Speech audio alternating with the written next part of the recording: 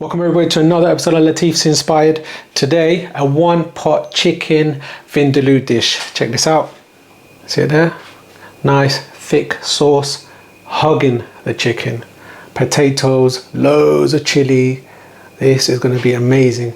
And I've got some secret. I normally put in some lovely ingredients. And if you follow that, you're going to have the most amazing dish ever. So this should be better than Indian restaurant dish, because this is the proper British Indian restaurant style as well as the home style. So it's one pot that you're going to get that lovely ginger, garlic, onions, caramelized flavor, all those spices. Oh, my mouth is watering now. I can't wait to taste. So you've got to watch till the end for this amazing chicken vindaloo. Beautiful. See it there? Right, people, chicken vindaloo it is. Look at all that chili powder, loads of spices, pureed tomatoes, nice thick cut onions, lovely chicken. These are chicken thighs, 500 grams. All the ingredients are ready. Fantastic. And let's crack on with this amazing, very popular Indian restaurant classic chicken vindaloo. Right, let's start cooking, guys. So bismillah. Right, people, so firstly we're going to start off with 4 tablespoons of vegetable oil, 1 tablespoon of pure butter ghee, 1 Bangladeshi tezpata, which is the bay leaf, 1 cinnamon stick about 2 inches, and you can crack these cardamom pods, 2 of them. Right, people, these are thick cut onions. As I've shown you in the previous chicken sagwala video, the thicker you cut it, the easier it is when we mash it up. This is going to be a one pot chicken vindaloo dish. So bismillah. I'm using 1 tablespoon of garlic. Sometimes the garlic can go a little bit green, but it's fine. 1 teaspoon of ginger. I'm going to add 1 teaspoon of salt.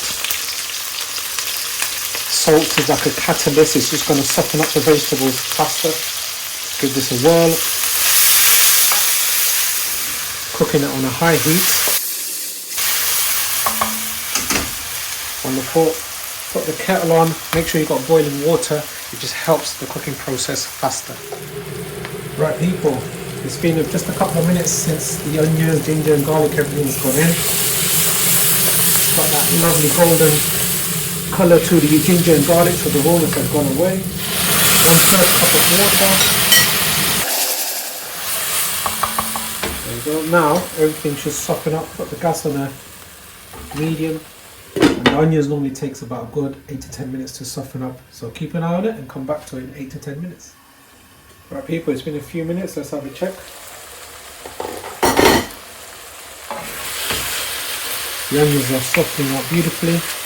However, the water has evaporated, so maybe I should have used a bit more water.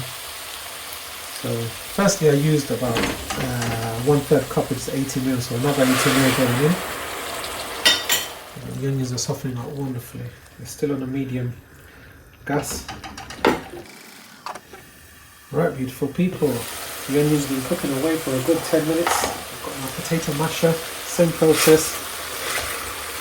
This is a one pot dish, so I'm making my base gravy with all of this. So as I said before, when you cut the onions nice and thick, this just softens it up and it becomes a mushy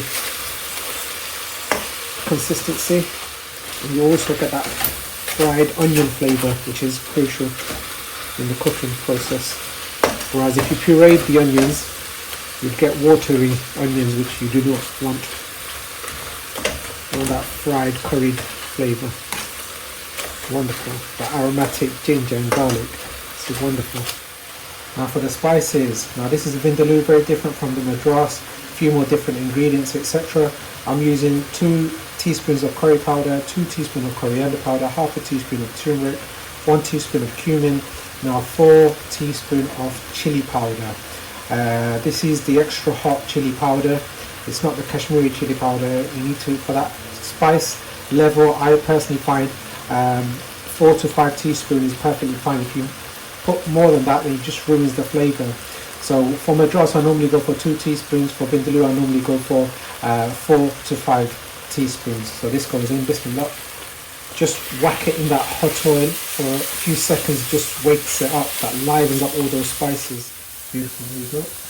That's it. Now this is just over a cup of tomato puree, skin, seeds and then all. The skins, everything has a lovely flavour, so I just whacked it on the chopper blender and pureed it. This is going to build that lovely thick vindaloo gravy. Wonderful. So let's spoon in the spices and wait for the oil to sort of separate. Right people, since I put in the tomato, it's been cooking away for a few minutes, just lowered the gas. So now I'm adding my secret ingredient, vinegar. So 1 good tablespoon of vinegar. What this does is the sour tartness, it just brings out the chili from this dish. This is wonderful. And that vinegar went in there, that fragrance of the vinegar and the chilies. Vindaloo, that's why it's the Vindaloo. Beautiful. Right people, 500 grams of chicken thigh, just cut into cubes. So look, spoon all this chicken into here. Put the heat up to high. Let the chicken release its natural liquid. Wow, this is going to be amazing gravy. That vinegar, all those spices. Wonderful. Lid on, let it generate some steam, and the chicken should start releasing some natural liquids. Right people, it's been about 3-4 minutes since I've added the chicken. There we go. Now those potatoes go in. Let's just spoon in the potatoes so the spices go into the potatoes as well. And then we'll add some water. Put a lid on and let everything cook for a further 5 minutes. Right people, it's been a good 5 minutes since I've added those potatoes. As you can see here, lots of natural liquid has been released from the chicken, etc. Wow, so wonderful. This is what a curry should look like. Fantastic colour. And it's going to be packed full of flavour.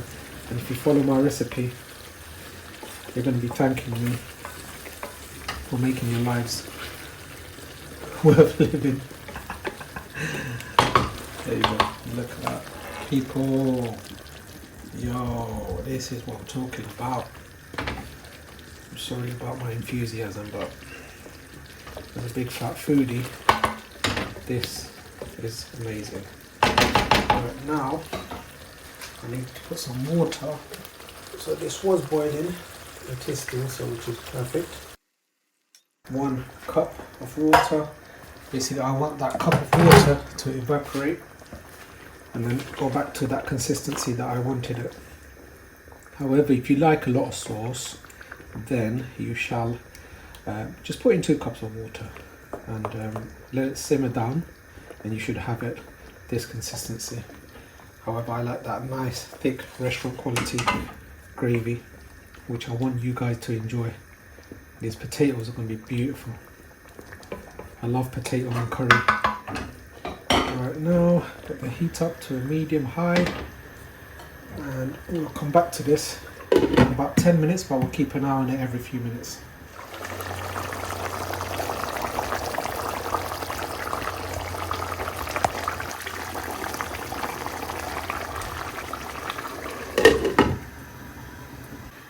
Right, let's check up on it. It's been a good 5 minutes.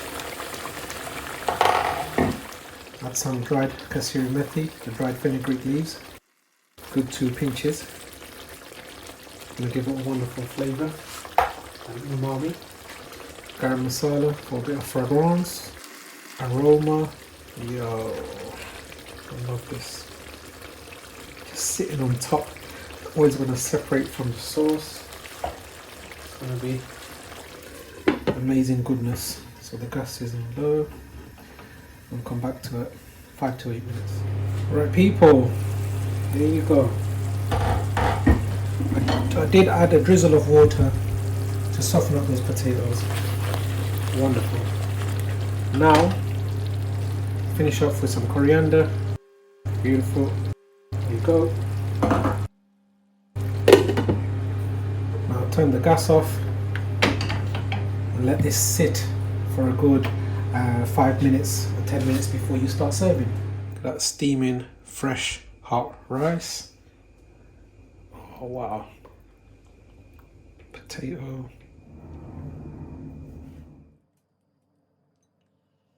Beautiful. Right people, chicken vindaloo. This looks amazing. I'm sure it's going to taste amazing. And this is one pot dish. So you're going to get that British Indian restaurant style of cooking, and the flavor is going to be delicious. Now check this out. We need to taste this. Oh, lovely thick sauce. Chicken. Rice. Bismillah. Yep, I got that right. Lovely spices. And when you put that vinegar, the tartness, it just brings out the chili flavor. Oh, this is very Moorish. It's very hot, steaming away, and it's delicious. Let's check that potato. Yep, wonderful. There you go, it's cooked inside. MARRIS Piper potatoes, best potatoes ever. If you enjoyed this recipe, don't forget to like, share and subscribe for more videos at Latif's. See you soon.